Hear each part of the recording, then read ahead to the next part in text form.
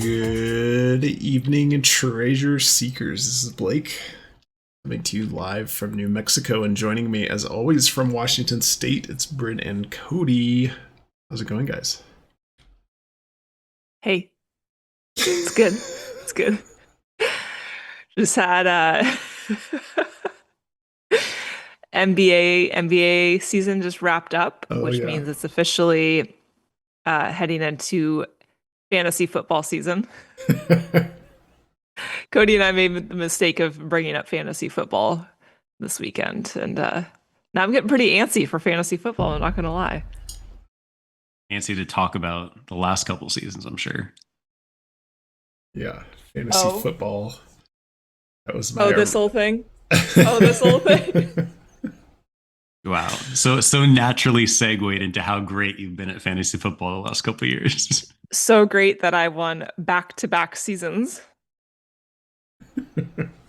Yeah, I'm trying not to get ahead of myself. I'm trying to obviously enjoy summer.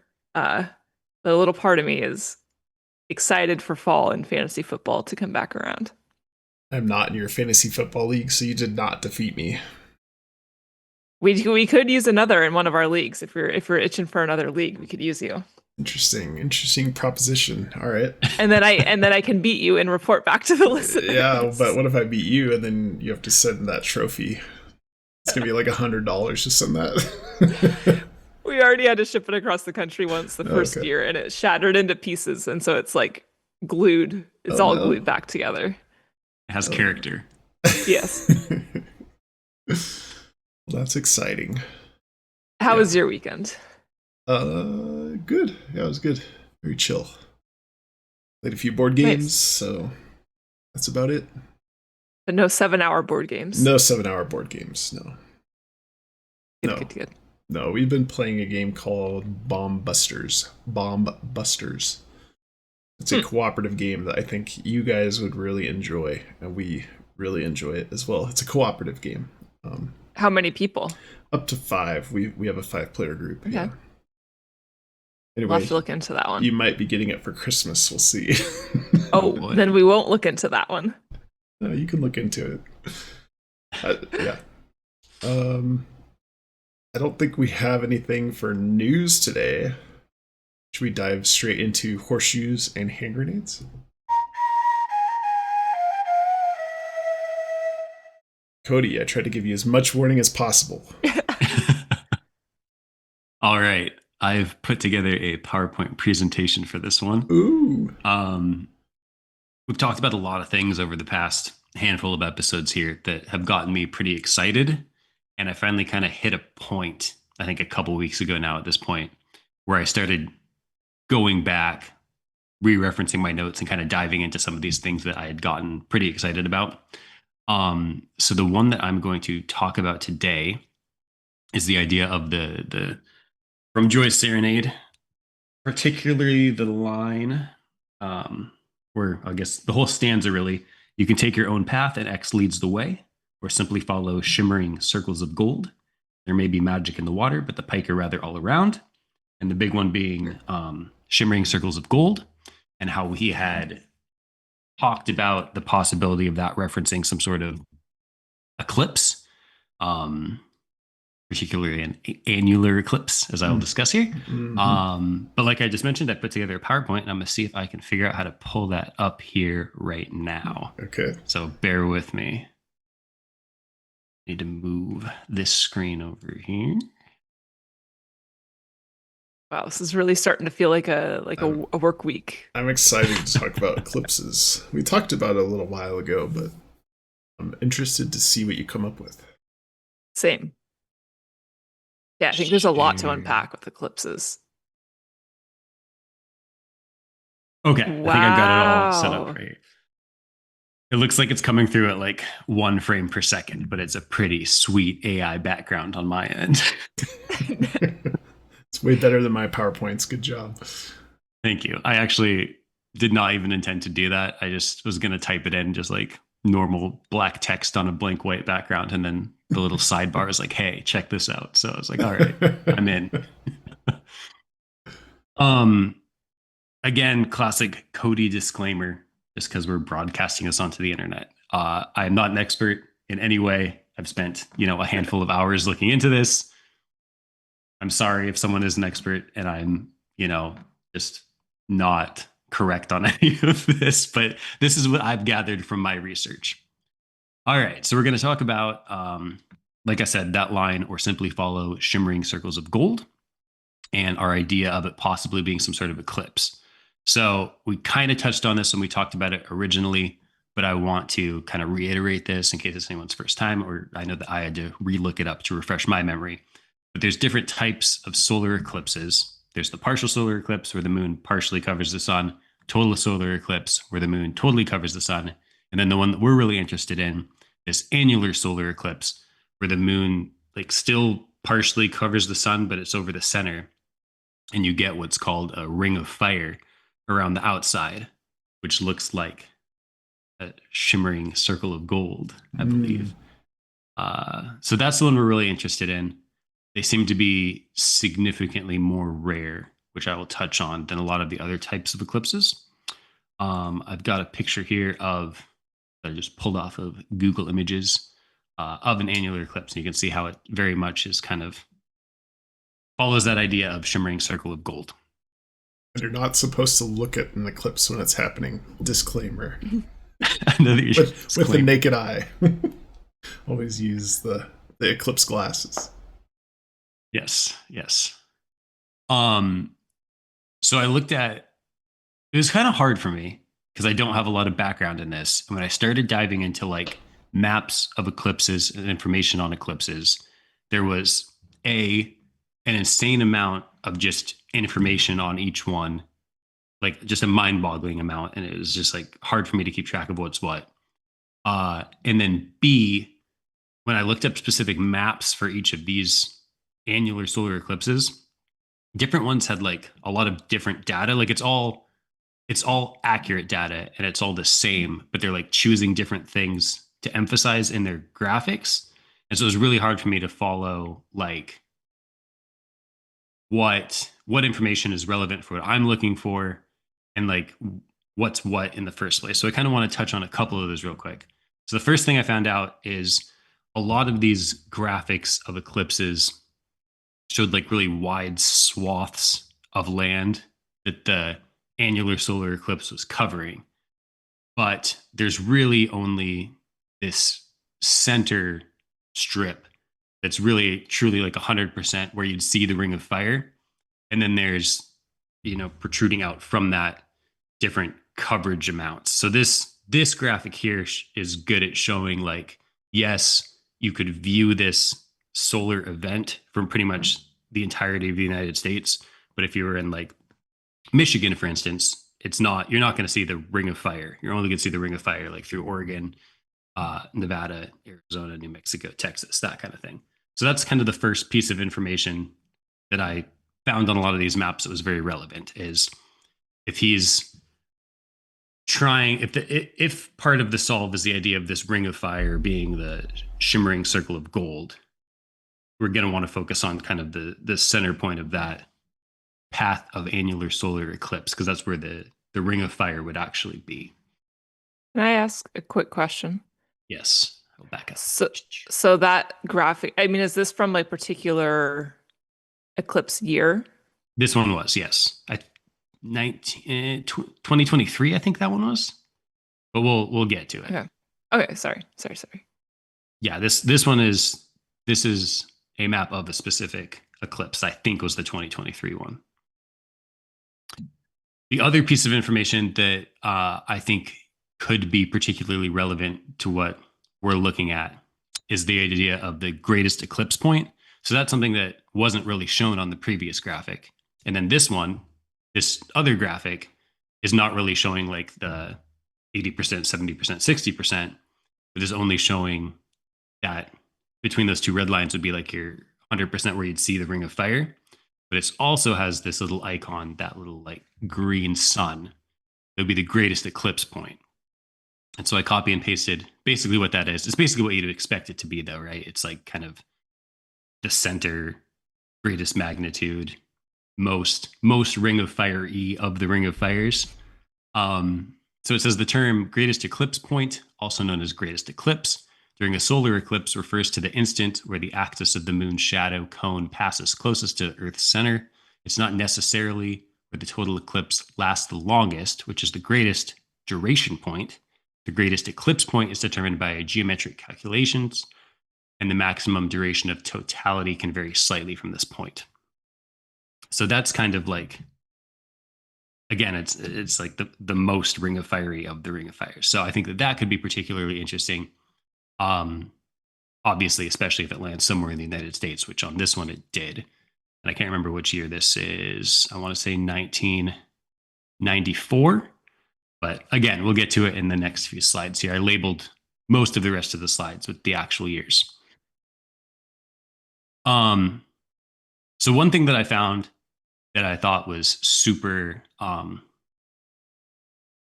don't know what the word is I'm looking for, but good, super good for the theory, it backs up the theory, is that I kind of expected these to be pretty frequent, seeing like this Ring of Fire effect across somewhere in the United States or crossing the United States. And it's actually pretty infrequent.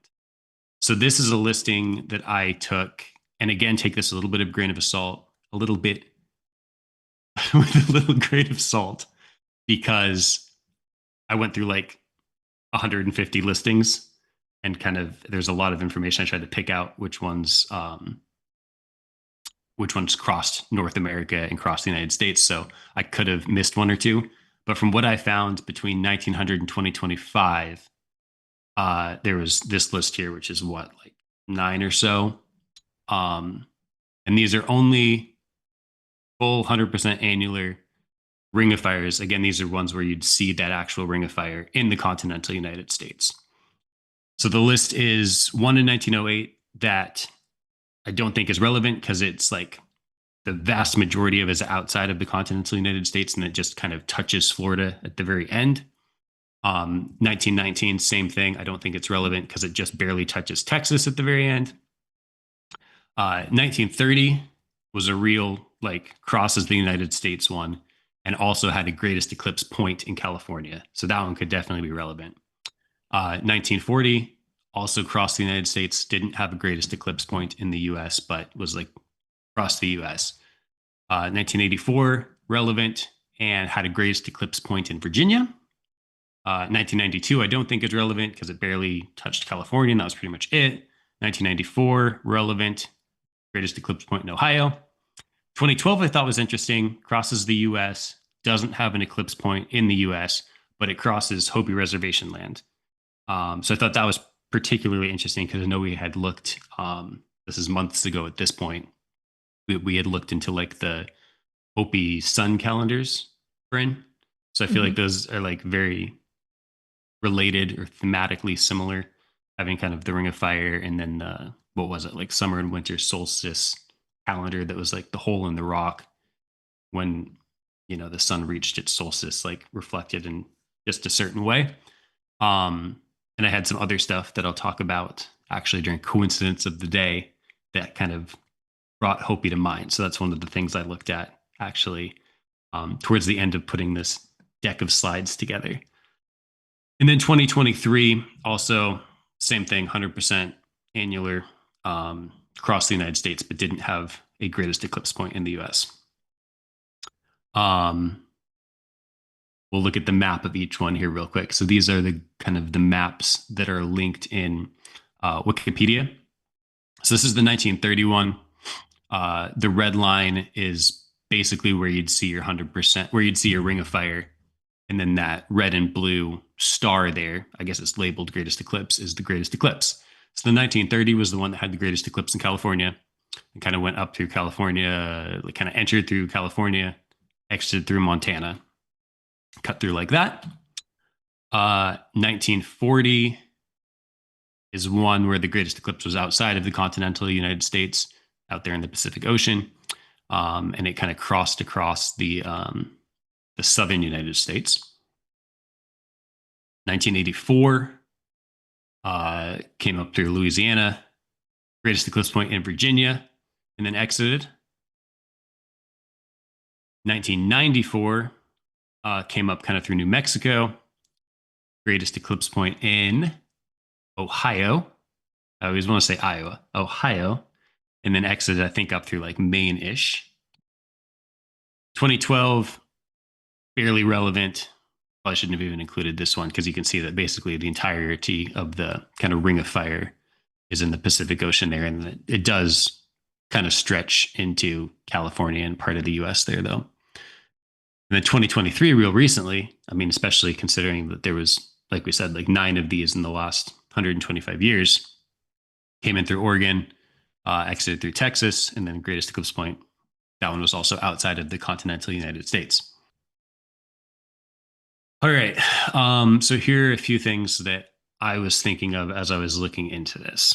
The first one is something like that 2023 eclipse feels like very recent and notable, and of like I said, there's very few of these, and the fact that that one kind of cut right through the middle of the United States felt like is like a good candidate of one to be looking into.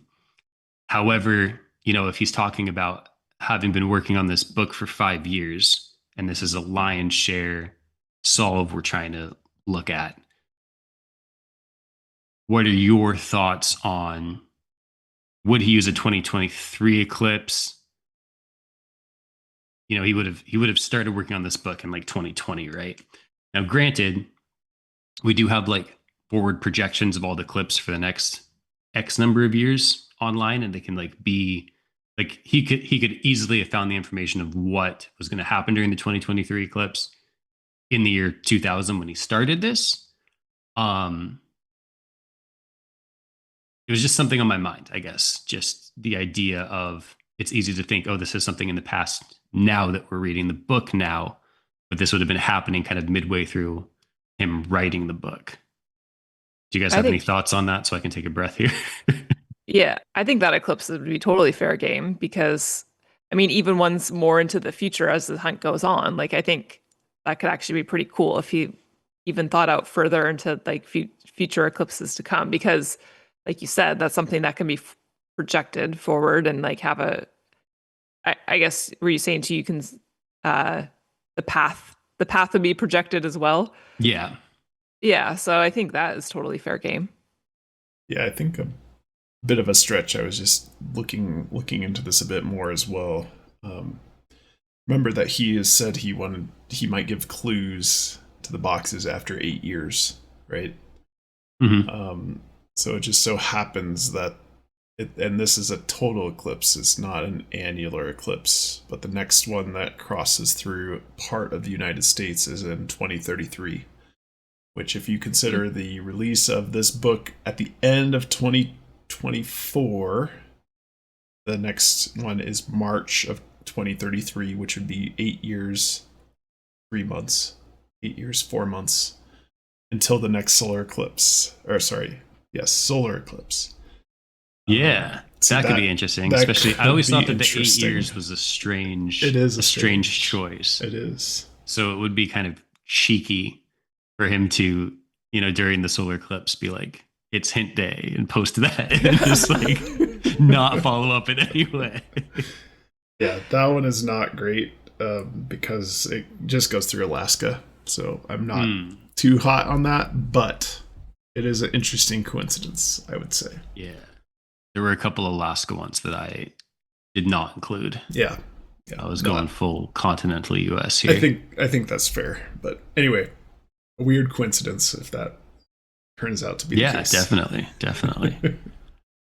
Another thing that I was thinking while I was putting this deck together and while I was doing this research was trying to consider his age, particularly for the 1984 and 1994 eclipses. Mm-hmm. That's one that he would have been alive for, and I guess middle age, early young adult, somewhere in there. 10 for to a lot 12 of these for the first one, and 20 or 20s for the second one. Yes. Yeah, so it definitely feels like it could be something that he could have like seen in person and would have made an impression on him in a way that he'd want to kind of tie back to that memory. Mm-hmm. and that event when creating the puzzle itself, or the treasure hunt itself. So that was something I was keeping in mind and kind of paying careful attention to those ones that he would have could have potentially seen first person. Yeah, paying special attention to those ones. Another thing that I was thinking of is in that same stanza where he says, you can take your own path, and X leads the way. I did some looking into the idea of looking at multiple annular eclipses, potentially crossing and creating an X over the United States. And that's something we'll look at actually here in the next slide. And then just another thought I had, it took kind of a lot of time to consolidate this information. So I only went through the year 1900 through 2025. But I do feel like there are these handful of eclipses, handful of full annulars eclipses, the Ring of Fire eclipses, I guess. I feel like because there's so many of them, there's got to be something in the book kind of pointing us to the correct one. Mm-hmm. And I know that there are also kind of a lot of stories in the book of things that happened well before the year 1900. So obviously I didn't want to go back to I don't know, what's our oldest story in here? We've got some pretty ancient stories. Yeah, the Greek mythology or Roman stuff. So yeah, I think there is stuff that's back to the year 0 or maybe before there. So I didn't want to pick through all of those. It took me long enough to go from 1900 to 2025. But if we could maybe look into some more information that might point us in the right direction, there could be other kind of Ring of Fire eclipses that we're supposed to be looking at that would have happened prior to 1900. Mm-hmm. Or I guess by that same token after 2025, because I said, there's a lot of kind of forward projection data as well. Mm-hmm. So go ahead. Can I say one thing about the 2023 path? Yes. So the reason I asked about the year, that one jumped out to me right away as being really interesting because it goes directly over Four Corners, which I think we've talked about before on the show.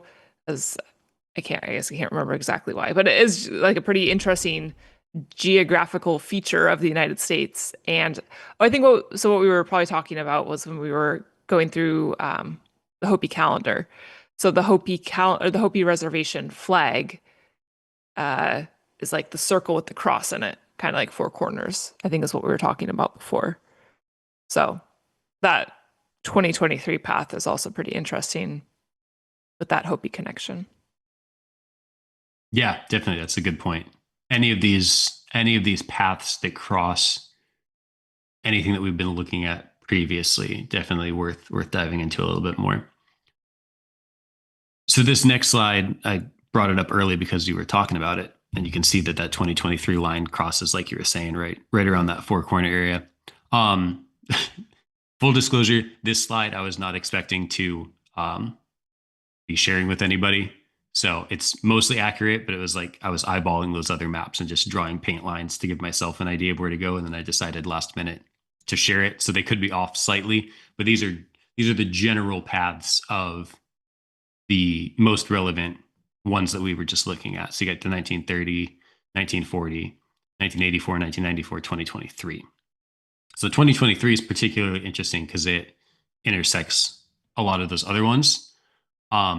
So if you kind of wanted to look into the idea of these shimmering circles of gold, Ring of Fires, creating an X somewhere around the United States that means something significant, this is kind of the infographic to look at for that. Another one that is kind of in real time jumping out to me is the 1931, pretty much crossing right over was it Reno? Not Reno. Lake Tahoe. Lake Tahoe. That's it. I was going to say you got 5 paths here and 5 treasures. That's literally in real time. I'm realizing this. Yeah, this could be one of those link everything together ones. Yeah, 1940s definitely right down there around your Pokemon box. You're down by New Orleans. 2023 by Houston, it looks like. I know there's a lot of St. Louis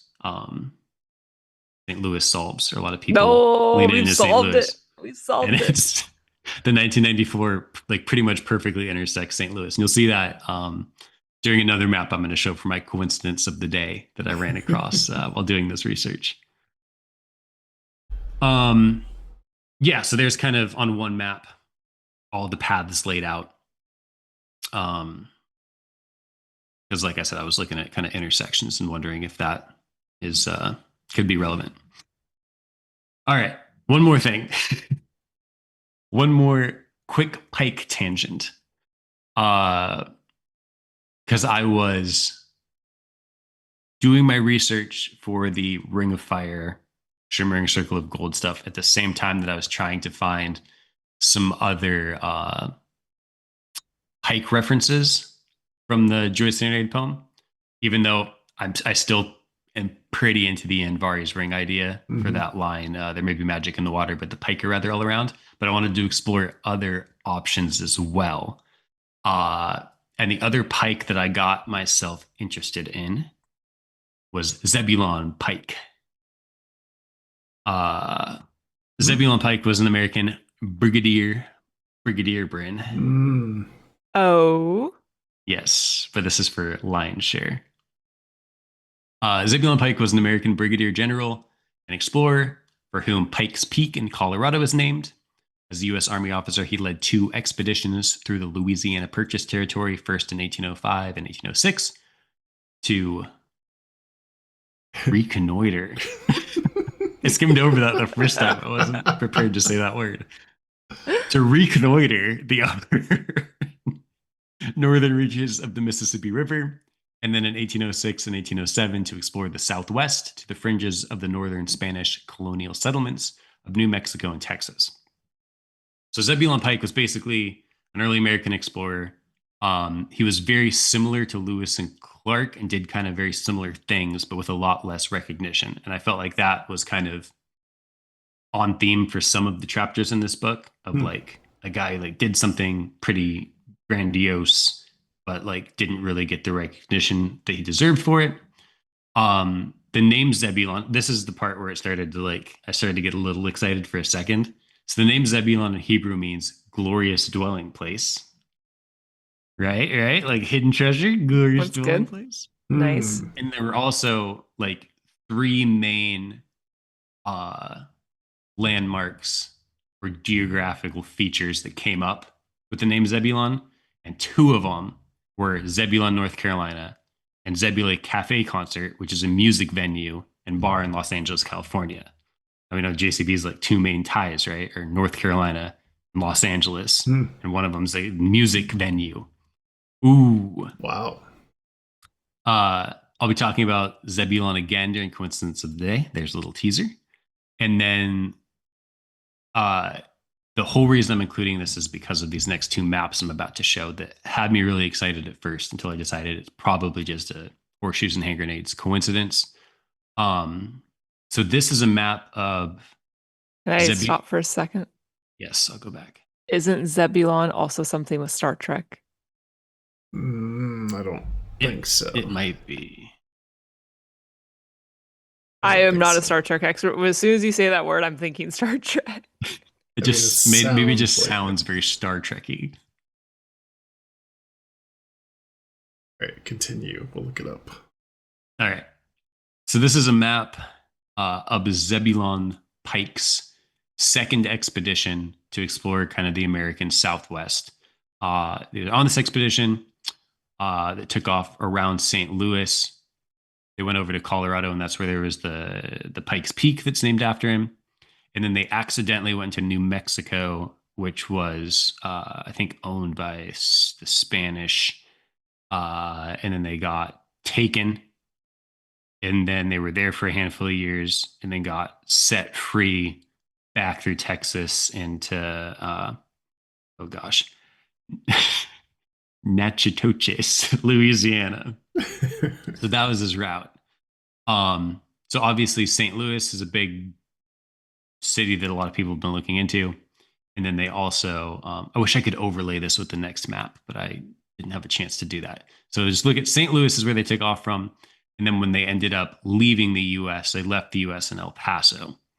So the 1994 Ring of Fire map that I was looking at, like I said, I was doing these researches, doing these kind of two independent pieces of research at the same time. And then I noticed the 1994 map that I was particularly interested in happens to boom cross right over around St. Louis and right over El Paso where they crossed into Mexico. Mm-hmm.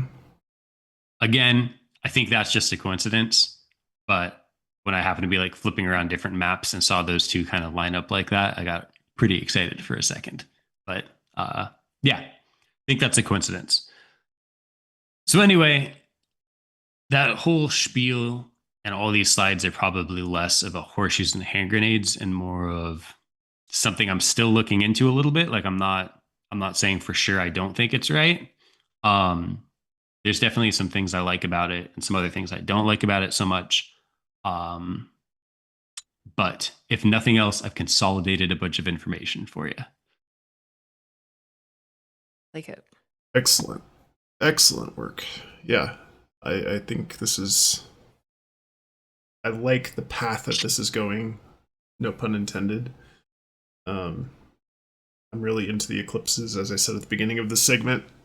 And putting all of this data together is very helpful. And I really like the map that you showed with the intersections. If an X leads the way. Yeah, I'm actually... Sorry, go ahead, Bryn. Oh, I was just going to say that I think, like, obviously, so much work has gone into just, like, getting this much information together. I do feel really confident that, like, the eclipse direction, the eclipse path could be a good one to go down. And I feel like there's probably still so much more to unpack here, which is overwhelming. But this is, I think, a wonderful initial step in that direction. I think where I left off after putting all this together is that I'm less excited about the idea of two different eclipses crossing and creating an X. I'm guessing that that's like he's referencing something else in Joy's Serenade there. But I'm still do like the idea of the shimmering circles of gold being that ring of fire. Mm-hmm. So I'm particularly interested in the ones he would have been alive for. If he would have seen those in person, it would have left an impression on him. I'm interested in the ones where the greatest eclipse point was in the continental United States. And then I'm interested in the idea of kind of rereading the book with an eye for, is he pointing us to certain years? Because I think there's a good chance that if this is the right idea, that it could be kind of outside of the scope that I looked at, and it could have been, before 1900 or after 2025. Another significant kind of ring of fire type eclipse. So those are probably the three areas I'm going to dive into more in the future. The rest of it, I think, is... Think about Scotty from Star Trek. Remember, there's that giant picture of him in Chapter 1. Certainly the years of Star Trek, the original series, and Star Trek The Generation are well defined. That could be one of the future references if you want to look into it, Cody. Okay, yeah. And remind me, the shimmering circles of gold, that was or was not like a direct reference to Anvari's ring as well? No. Okay. I mean, not as direct as the next line. Like there may be magic in the water, but the pike are rather all around. To me, until I heard something like super convincing, to me that's still an Anvari's ring. I was just kind of doing some other research into some other pikes to do my due diligence. You can take your own path and X leads the way, or simply follow shimmering circles of gold. That's all one sentence on 3 different lines in that stanza. I think that is separate. Even though there's obviously, Anvari's rings, kind of like a Lord of the Rings prequel, not prequel, but, earlier myth kind of along the same vein. So you can see how that would tie into the idea of shimmering circles of gold in some way. But I'm not convinced that that's what he is referencing there. Two more comments. both Star Trek related. Pike Pike is a pretty well-known character in the original series. Christopher Pike. And Zebulon. Zebulon Sisters are a musical group popular with Starfleet officers. That's from Star Trek Lower Decks, which is a cartoon that started in 2020. So, full circle there. You're correct. Beam me up. Beam me up. You're correct. So, I don't know. Interesting Star Trek connections here. That might be coincidences. Cool. Great work. We go into Mailbag. Mailbag. We've got mail. All right, I'll be covering Mailbag today. We got a nice full inbox that I'm trying to get through still. First email is from Gibson. Gibson says, okay, I've been sitting on this for a long time, and I'm officially admitting the brick wall I hit is in fact a brick wall. You guys discussed the red page breaks found throughout the book. I believe they lead us to west or southwest Montana. So we've been talking about this for a couple weeks now, the red page breaks that appear throughout the book. We had kind of incorrectly mentioned that they were just on that chapter 3 content in 3 places, but there's a couple other places where they show up. I'll show you those in just a second. I'm sharing now in hopes that someone may know where to go from here. There are 8 red section dividers found in part 1 of the book, and he says this is only for the lion's share box. The simplest solve involves anagramming letters immediately before and after the dividers are found. So automatically I'm definitely into anagrams because I like the past and future box. So all aboard the anagram train here. All right, let me pull up a visual for you guys.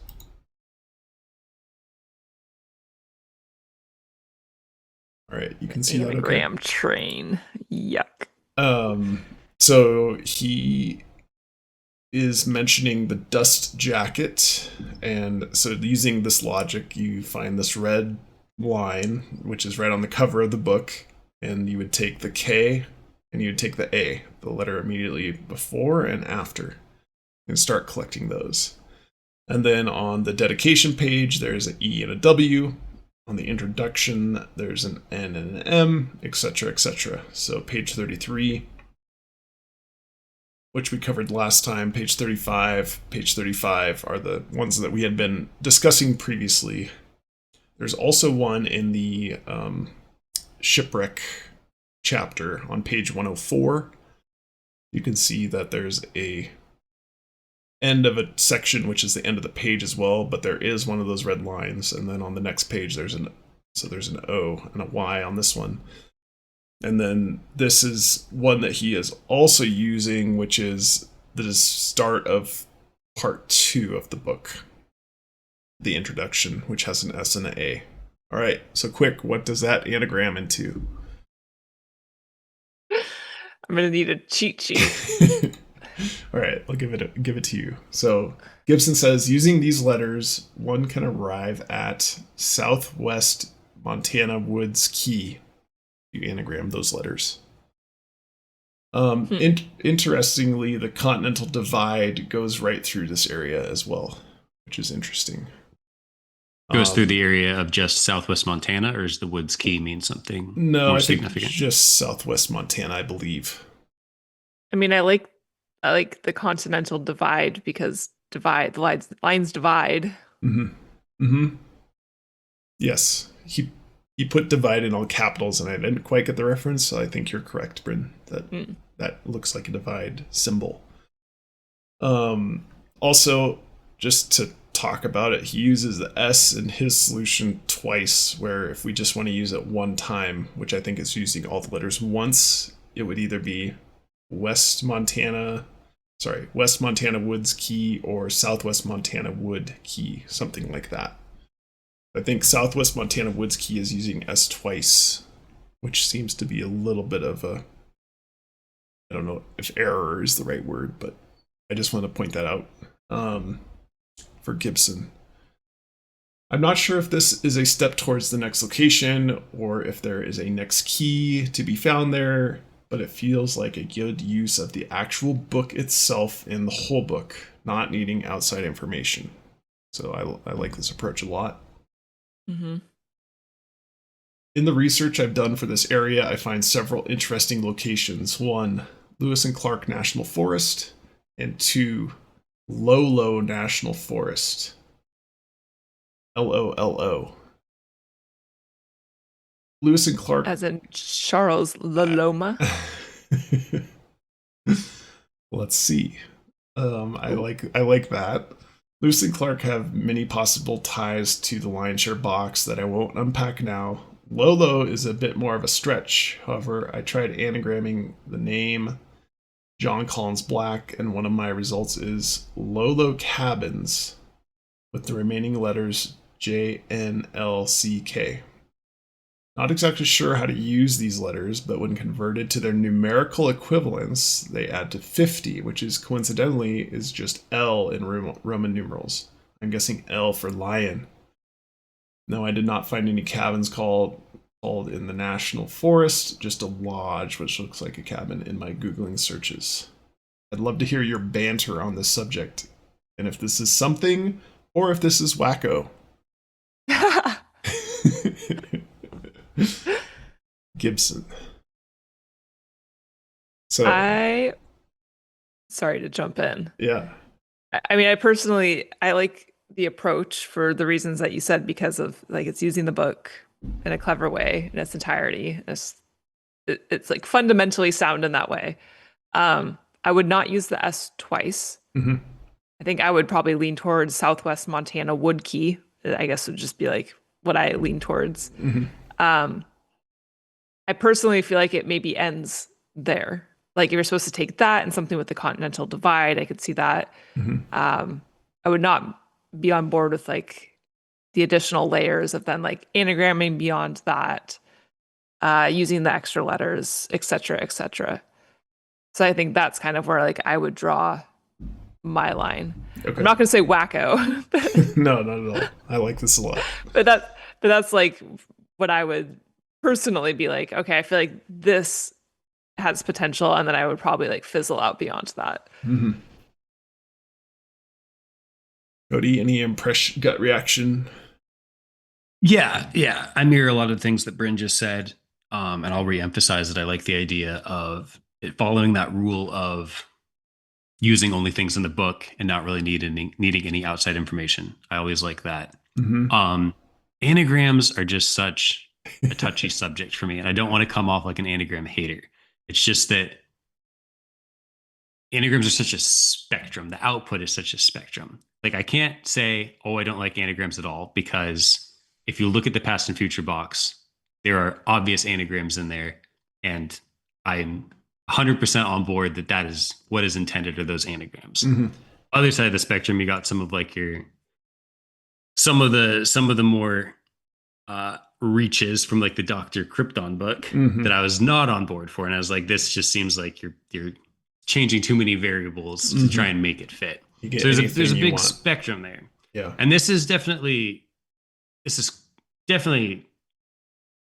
kind of in the middle, but not quite enough towards like the past and future box anagrams for me. I think I like the approach. If it came out with like something that perfectly anagrammed to like Billings, Montana, no extra letters, that's definitely something I'd be like looking into a lot further and be excited about. Mm-hmm. I think Southwest Montana Wood Key feels a little bit like the probability of finding that or something equally substantial from just a random series of letters is pretty high. Mm-hmm. So yeah, I think that's my take. I like the idea. I like the approach. If it came out with something a little bit more clear, no extra letters, very, very concise and clear, Mm-hmm. I could be on board with it. But this is just one notch short for me of that clear and concise output. I agree, but I will add on like I think what seems intriguing about this particular message is that with the lion's share box, we have the key. Like there's a keyhole, right?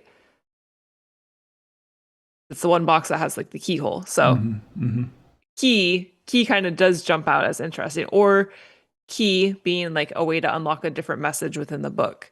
So the fact, I mean, yeah, would key. It's all like what you said, Cody. It is a little iffy, but it certainly isn't like irrelevant. It has some pretty direct potential uses. All right. Cool. So yeah, thanks for sending that in, Gibson. I think it's a really cool finding, and taking it the next step to actually get something out of those page breaks or those dividers. I like this a lot. I am the most bullish on this, I would say, out of the three of us. So anyway, I thought that was... I do really like that it lines up with the continental divide as well, and that they're dividers. Dividing lines. I'm big into that. I like that. All right, so that's good food for thought for the audience. Next email is from Nick. Love your podcast, guys and gal. I thought I would share this with you. So that symbol, when I was looking, I found this guy. So he's talking about the symbol on the copyright page, the Jon Collins-Black signature, quote unquote. I found this guy who is an artist on Instagram, and that symbol on the copyright page is also right after the artwork that was created by the author, unless otherwise noted by then that symbol. That symbol is the cover for his art book, Hans Studio, out of Idaho, I believe. Instagram handle, Hans Studio. So here is a picture of what Nick found. So on the left is the signature in There's Treasure Inside, and then on the cover of this book is what Nick has found. And on the comments of Instagram, it says, "What is the symbol on the cover?" And Hans Studio replies, "It's my initials / signature." So that is an interesting coincidence or a hint. What do you guys think? Yeah, that is really, I mean, it's weird to see. It's basically the same. So one's a little bit more like oval, one's more circular. Right. Yeah, it definitely is the same idea. Yeah. And yeah, and I mean, that was one of the original thoughts with the symbol in the book too, is like that could be a JCB. Yeah, if you're thinking JCB, a little artistic way to do a JCB. Yeah. But we did see, like, we've seen his signature before too, and it's definitely, I mean, that would be like a different type of signature, but that's not his signature that he would sign a book with. That's interesting. Yeah, the thing that throws me off a little bit is this is only 15 weeks old in terms of this picture. I don't know if this particular person has used this signature a long time or this is their first work. I don't know. So certainly if it was their first work and just came out, Jon Collins-Black wouldn't be able to, reference it at all. So it might be worth doing a deeper dive into, but. And I don't think it would be like he took it as a direct reference to be like, oh, this is how I should do my initials. I feel like it would just maybe be like, maybe that's coincidentally a way that two people chose to like represent their initials, if it just kind of organically happens that way. Right. Yeah. The placement of it in the book, like on that copyright page, I think there's more to it. It feels like an odd place to kind of just tuck away a little symbol if it's just your initials. Right. But Cody found that it meant egg, right? So if it's just a little Easter egg. But if it's just a little Easter egg, does it have any meaning beyond translating it, quote unquote? Right. I think it has a meaning. I'd be surprised. I'm kind of on record as saying that I don't think he's going to put like just red herrings in there for the sake of being red herrings. And putting that in there and just having it be a quote unquote Easter egg with no further use, it seems like a red herring for the sake of being a red herring. So I think it's going to be used for something in some way. I don't think this is it. But I mean, it's a cool find. They're definitely very similar. I remember when I was looking into it and came up with that egg symbol, which I also don't believe is right, but it was kind of a interesting coincidence. I remember seeing a handful of kind of eight with a line through it symbol for a handful of different things that just kind of seemed to just like, what's the word I'm looking for? To just like a random artist on the internet with like not much of a following, like not well known enough to be tied to it, and none of them were really perfectly the right shape. And it felt like if you were going to go with something that obscure, that you just like copy the shape exactly. So I think this one's kind of along the same lines as some of those other ones I was looking at, where it's like it's definitely interesting and they're very similar, but I'm not quite sold on it. Okay. I think what's most intriguing that I didn't really think about before is that this symbol in the book is specifically after, like he said, artwork was created by author unless otherwise noted. So like we now have the information that JCB created the illustrations with AI, and then he was able to like layer in what he wanted to on top of those AI images. I mean, with some sort of illustration tool. So like this symbol is in the kind of the same sketchy style that the different illustrations are in the book. So it's almost like a little nod or a hint towards this is how I, edited or modified these AI images. So I think it's going to have something to do with the sketches, right? Like if he's specifically putting this after the note about the artwork he created. That makes sense. Yeah. Now, we've kind of found like the different X's in the various illustrations, but is this symbol something we need to be looking for in the illustrations? Maybe not obviously directly, but what could this mean in relation to how he has modified the AI illustrations?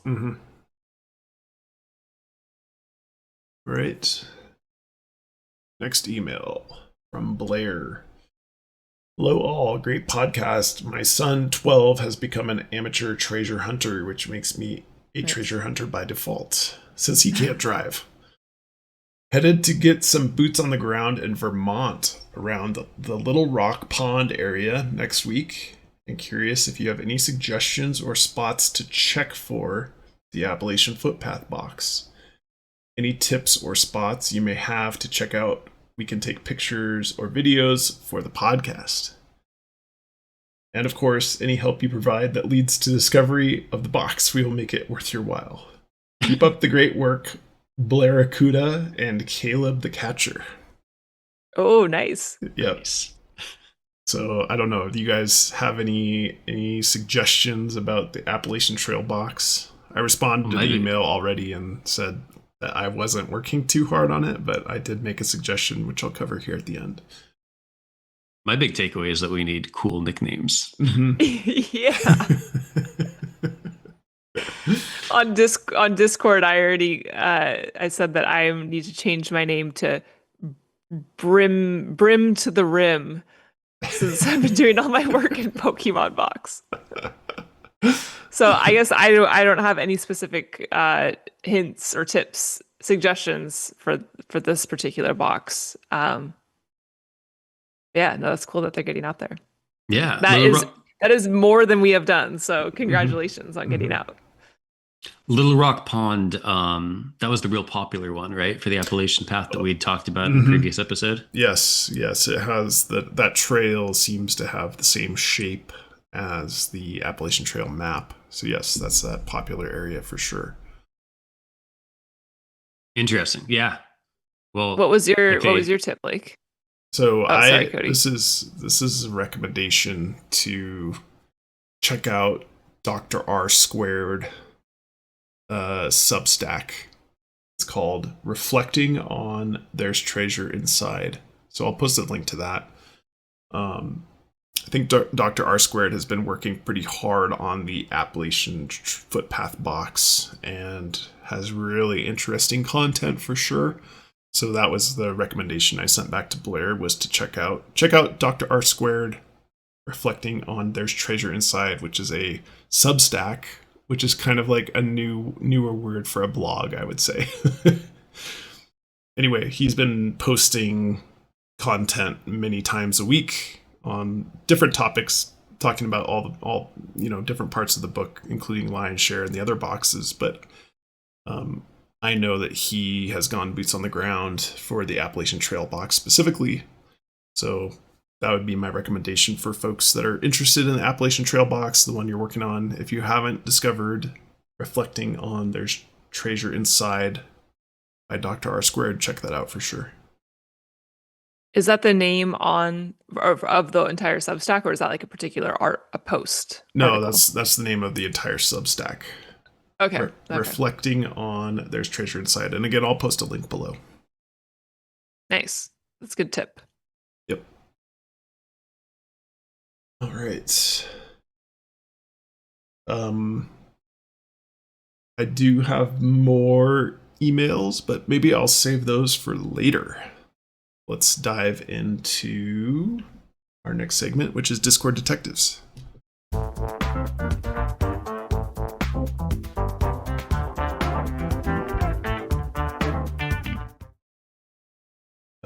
Bryn, you have Discord Detectives today. It's me. Brim to the rim. Brim to the rim. So for this Discord Detective, I was looking far and wide for something that was not Pokemon Box, but I just happened to find something that I liked that was Pokemon Box. So here we are. It was not intentional.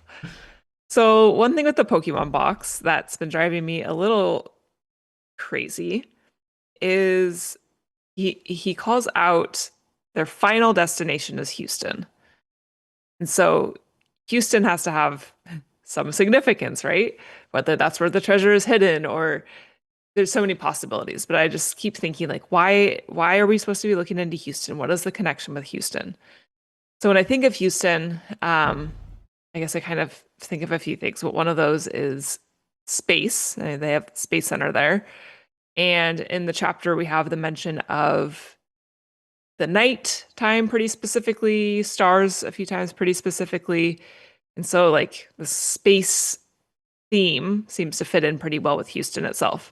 So when I think of Houston and stars, when he talks about like halfway to the stars, if Houston is their destination, it kind of seems like halfway to the stars could be referencing Houston as a destination, or that path being towards Houston. One of the things that first came to mind was the Houston Astros logo. So they have like this big star logo. So Houston Astros is their MLB team. They have this big star logo, and then their mascot is Orbit the Alien. So they're definitely playing on the space theme of Houston.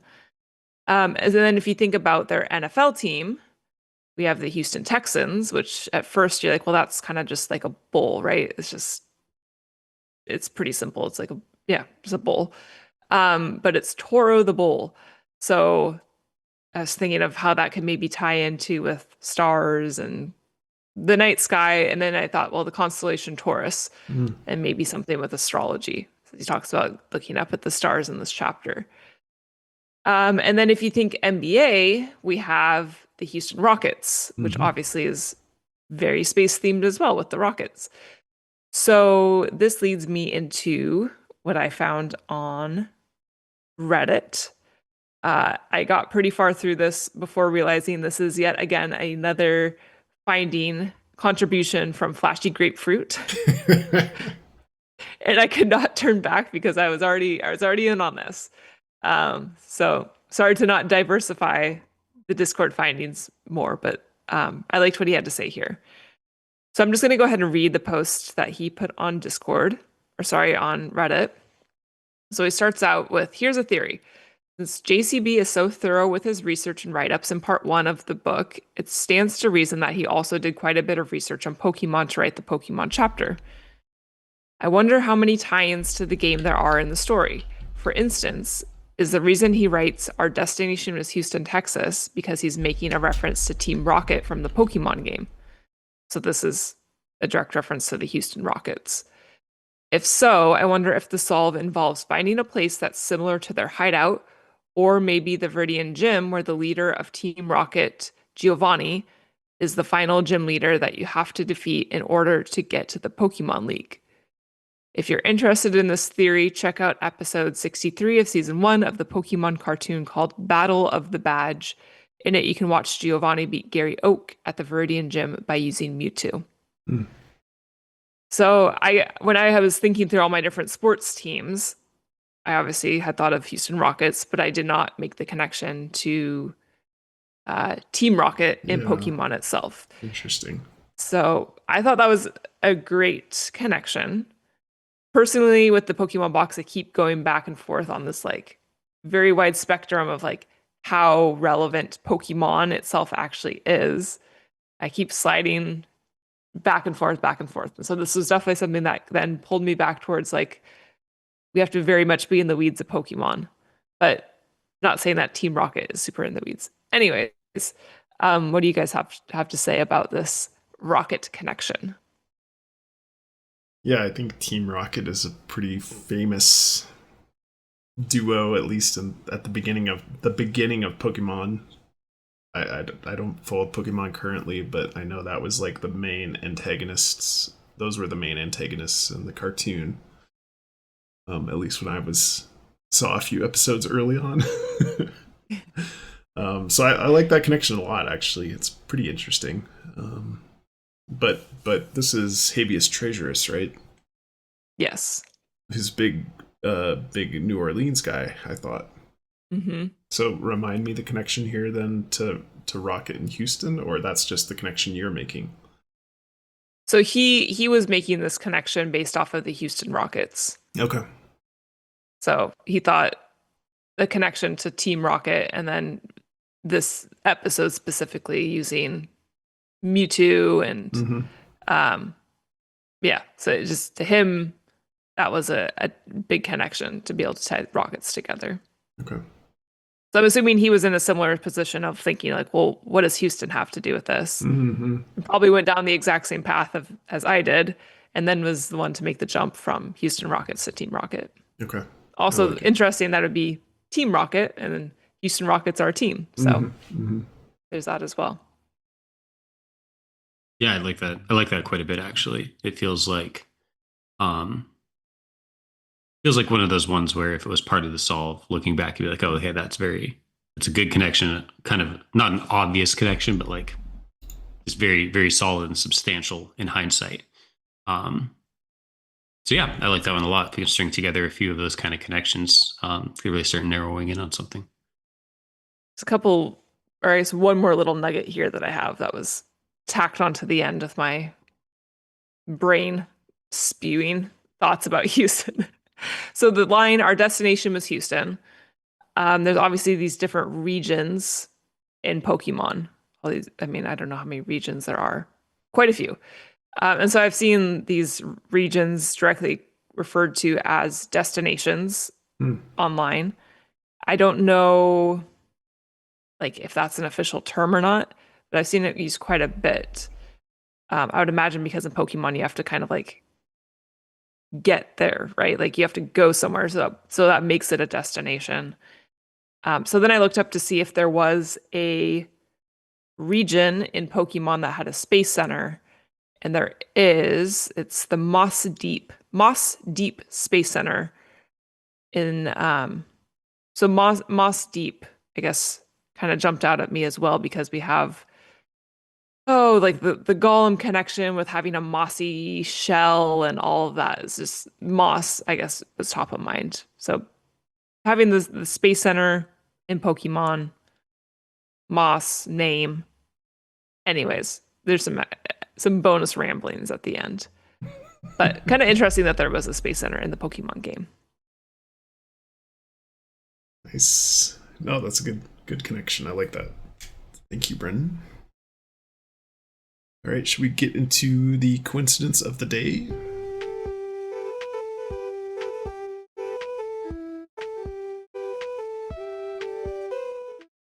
Just have to call this episode Zebulon.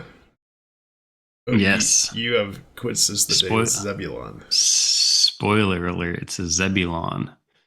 I'm going to share my screen again. Oh, all right. Sorry. It's fine. Okay? It's fine. There's a last minute audible here to share my screen. Okay. I mean, we found already so many coincidences with Zebulon. Zebulon Pike. Zebulon connection to Star Trek, as Bryn hinted at. What do we have here? Oh, isn't it obvious? No. All right. So I came across this like 3/4 of the way through researching the Zebulon Pike stuff. And I was kind of starting to lose steam. And I ran into this coincidence and got so excited. And then it was pretty much the last interesting thing I found on him. And I did like a whole bunch more research and it just kind of sputtered out. But for a moment there, I was like, oh my gosh, this is definitely something. So this is a statue of Zebulon Pike. And the excerpt that goes with it is Pike was honored in 1901 by General William Jackson Palmer with a marble statue placed near the main entrance of the Antlers Hotel. Oh. Y'all know why that's relevant? Yeah. Antler is the anagram you get from the marked letters on the Hopi calendar. Yes, the marked letters on the Hopi calendar spelled, if you use each one once, spells antler.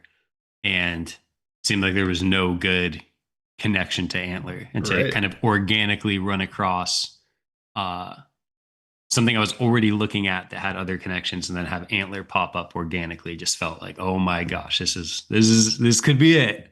And then no, it just all sputtered out from there. Pretty much talked about all of the Zebulon Pike stuff that I've come across at this point. Oh. It's been a decent amount looking into him, a decent amount of time looking into him. So, yeah, the caption on this photo is buggies and people with umbrellas gather around a likeness of Zebulon Pike erected for the 25th anniversary of Colorado's statehood in front of the Antlers Hotel, Colorado Springs, El Paso County, Colorado.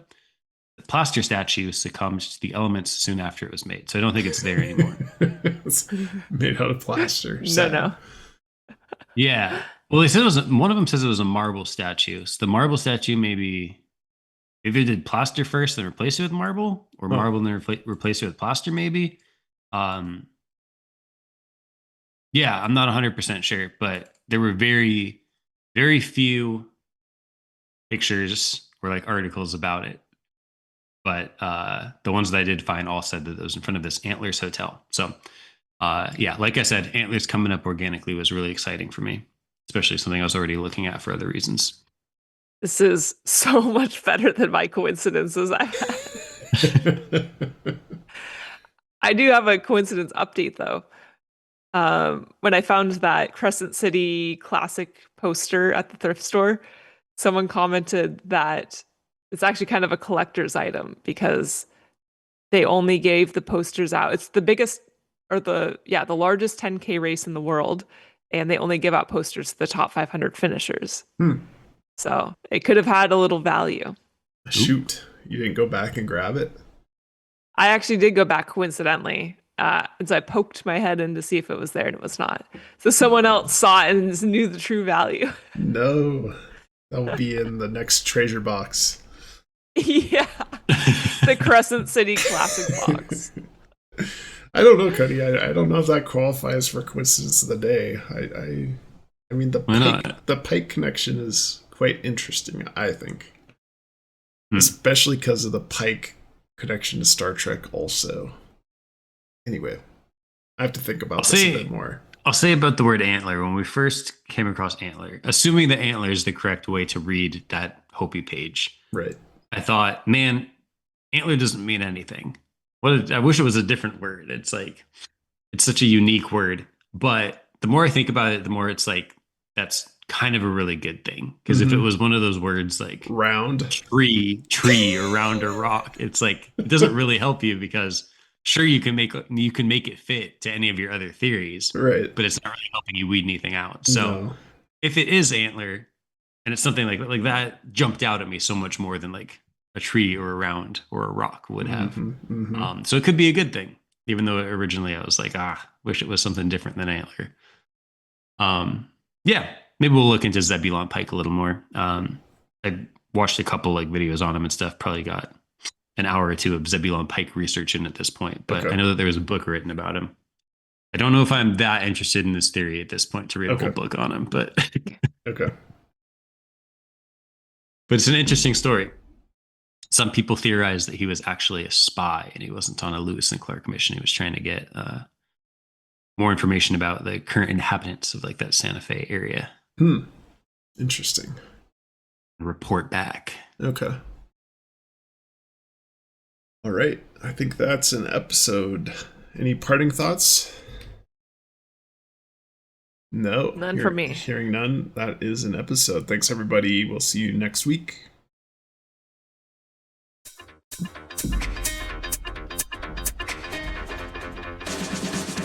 Searching for clues, that's my key.